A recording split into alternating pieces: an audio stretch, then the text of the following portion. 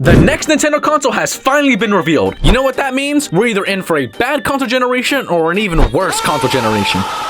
First, they reveal the fact that the Joy-Con drift will be back in the controller. As you can see, the controllers are drifting. Yes, it is confirmed. Joy-Con drift is back, and I cannot wait for my Joy-Con mouse to drift in the middle of a multiplayer game. But it's not like anyone's playing Apex Legends on Switch anymore. The look of the Switch itself is fine. Never mind that it's pretty much the exact same design, the exact same UI, and the exact same company who knows you'll buy it anyway. But what's actually inside this thing? And whoa, would you look at that? 1080p, good job, here's a golden star. Oh wait, you can actually hit 4K when docked, and even reach 120 FPS.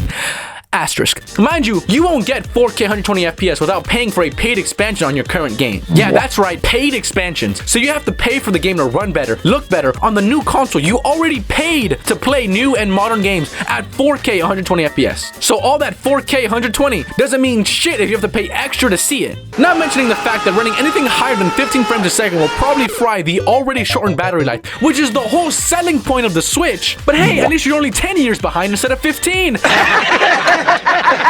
Plus, they also confirmed that we will be having backwards compatibility on Nintendo Switch. Yeah, let's fucking go! Yeah! Asterisk. Now, you may have noticed that little C button on the controller. That's new, but what is it exactly? Drum roll, please.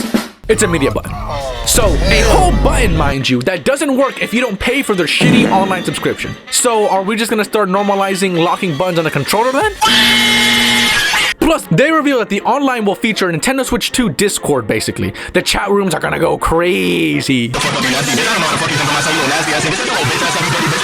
And revealing built-in microphone and a glorious 15 frames a second camera, only $49.99. I think Google Hangouts and Zoom have some serious competition here. Okay, so what else is included in this online subscription apart from the bare minimum? Family sharing and allowing friends to borrow games digitally. I think this is honestly a great idea, and great for those friends who can't afford these games, or don't want to risk trying something new, or simply just wanting to share your games. I think this is genuinely a great move from Nintendo.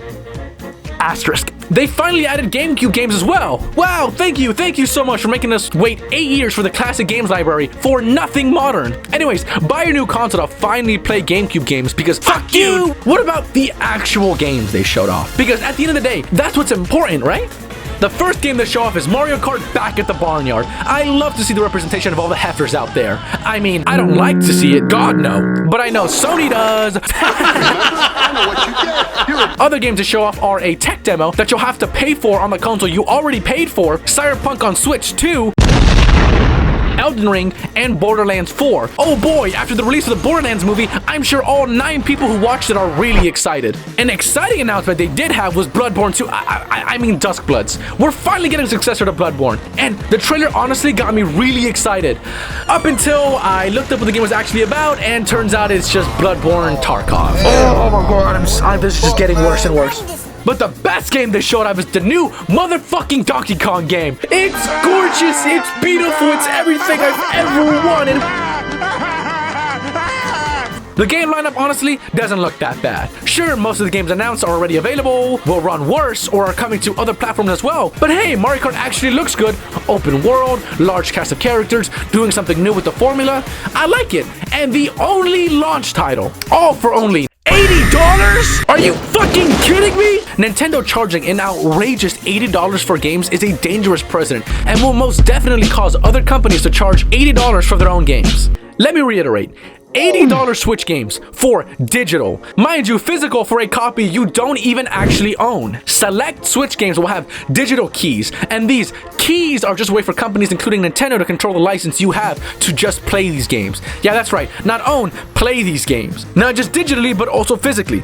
They're trying to control what you own now, and when Nintendo Switch Store eventually shuts down, those games will become obsolete. Now, how much does this piece of tech even cost anyway? $500? What? It's actually $450 if you get the bundle edition. Oh yes, it's $50 cheaper because it includes an $80 game that will never go on sale. $500 console, no games at launch. Welcome back the PS5 too. I mean, what the fuck were they thinking? But hey, you know what? It's not like there's a console that does what the Nintendo Switch 2 does, but better, right? Like, could you imagine a console that can output 4K resolution, portable but also a home console? A library so massive you can play almost every game ever made while having genuine affordable prices? Yeah, that would be great. That's just the Steam Deck!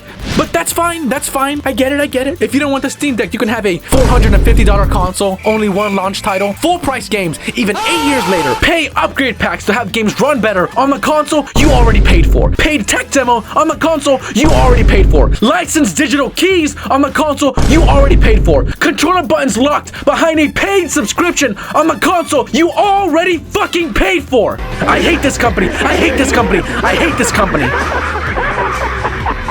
Look, I know it seems like I'm taking a more than justified shit on the poor multi-billion-dollar Japanese company who made the funny plumber game, but don't get me wrong, I love Nintendo. I love how they underdeliver and underdeliver and underdeliver. And I love the way that they love their fan base and love their fan base and love their fan base, and how I can't use more than 2 seconds of a Nintendo song as I get immediately copyright stricken and I'm not even monetized. How have no fury like that of a Japanese copyright lawyer, and they do all of these things because they know you'll pay for it. I'm completely done. You know what, Nintendo? Go fuck yourselves.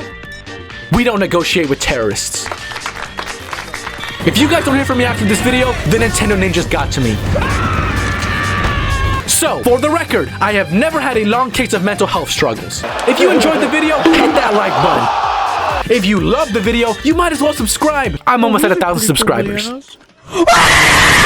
And in conclusion, don't buy the Switch 2, just get a Steam Deck. I'll see you casuals in the next one.